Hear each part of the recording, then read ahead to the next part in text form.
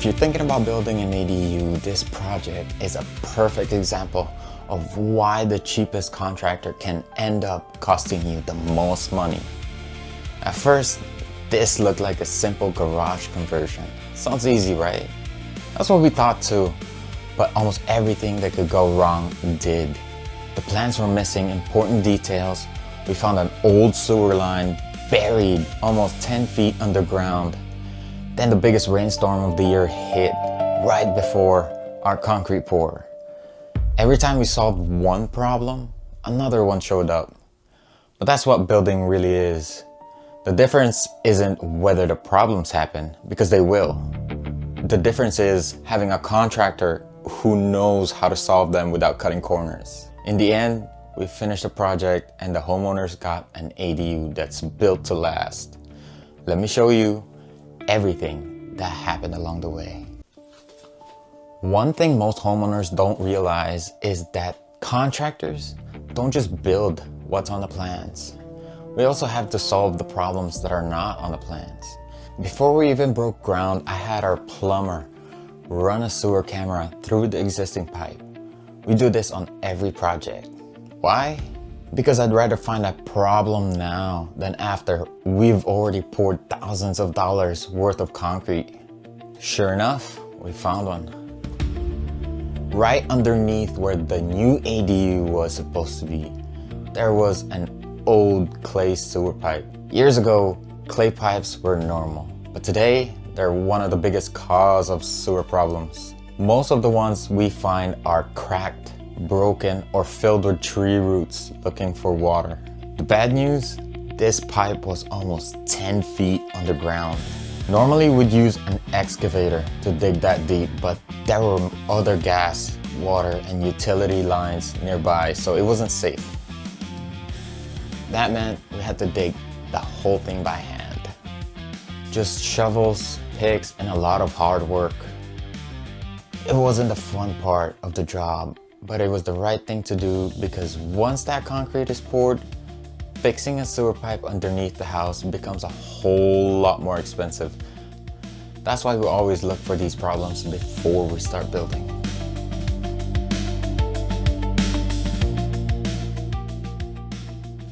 Every contractor has one part of the job that keeps them up at night. To me, it's concrete day.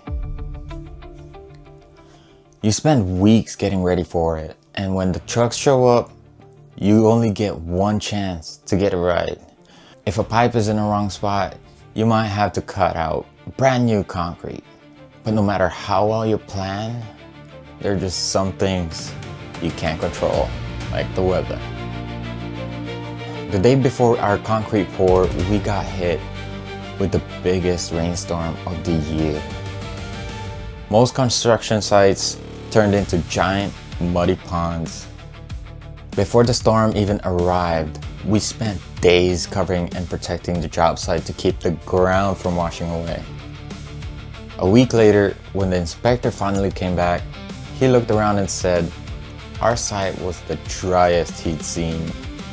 All that extra work paid off and we were finally ready to pour the foundations. You're looking sexy today. You're looking sexy. Yeah. Once the concrete trucks show up, it's game time. We poured 23 yards of concrete in about 2 hours. It was all hands on deck. The funny thing about concrete is it doesn't care if you're tired, hungry, or your wife is calling to ask for the Wi-Fi password. Once it's out of the truck, the clock starts ticking. You either keep up with it or it hardens without you. Luckily, the weather was on our side that day.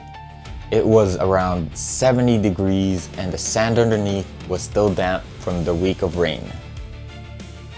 That actually helped us.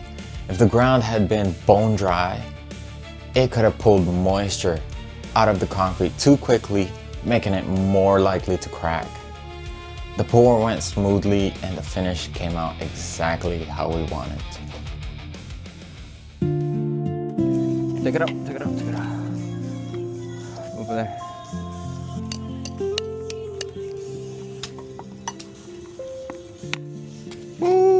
baby.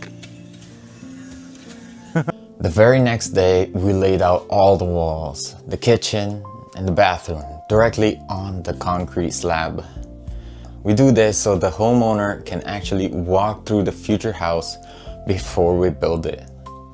Believe it or not, about 2 out of every 3 clients end up changing something after seeing it in real life. You're gonna walk this. Look, the jacks here. I'm gonna walk here. He's gonna walk in the end. Ready? One. Framing is one of our specialties, and honestly, it's my favorite stage of the project. You probably won't find me sitting in the office when the walls are going up. I'll be right here on the job site with my crew. You wanna eat on the floor? Yeah, I'm gonna eat on the floor. You act like you haven't been on the floor before. Japanese style. You're not Japanese. You're Mexican. That's how I like to run my company. One of the best parts about owning your own business is getting to decide how involved you want to be. Some contractors manage projects from behind a desk. I prefer to be in the field. I believe I can control the quality, catch problems sooner, and keep the project moving when I'm here every day. I like to think that long after I'm gone, there will still be houses with my blood, sweat, and tears built into them. Maybe that's just the builder in me.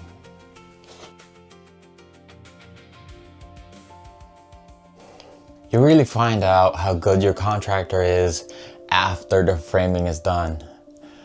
Anybody can make a house look like a house in a day or two. The real test is whether they planned ahead. If they didn't think about the plumbing, electrical, cabinets, drywall, and all the finishing details before they built the walls, that's when the problem starts showing up. A wall that's off by 1 inch can throw everything off. Cabinets might not fit. A toilet could end up too close to the wall and fail inspection. Doors and windows might not even fit their openings.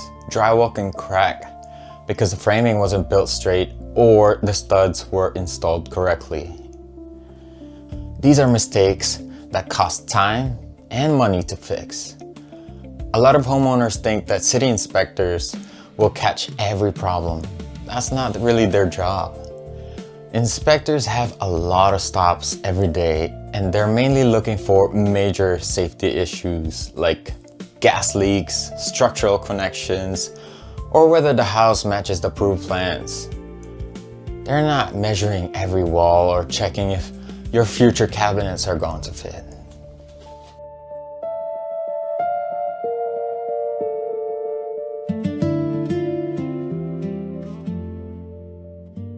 The finishing stage is probably the most time-consuming part of the entire project.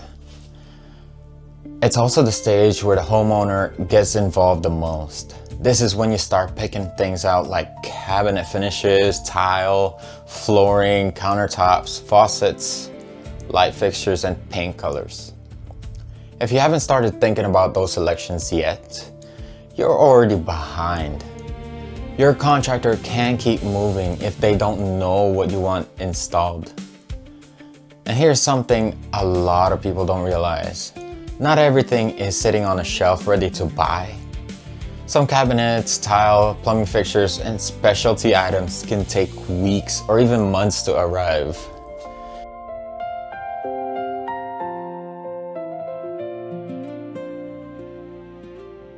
Painting has always been my favorite trade.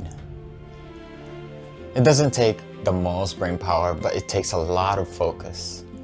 It's one of the few parts of construction where I can shut my brain off, put some music, and enjoy the work.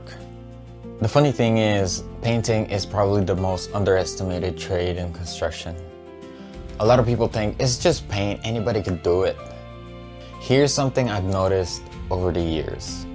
Nobody ever walks in a house and says, "Wow, look at that perfectly patched nail hole." What they do say is, "This feels like home." That's the goal. A great paint job isn't supposed to grab your attention. It makes everything else in the house look better. But a bad paint job, that's one of the things people notice.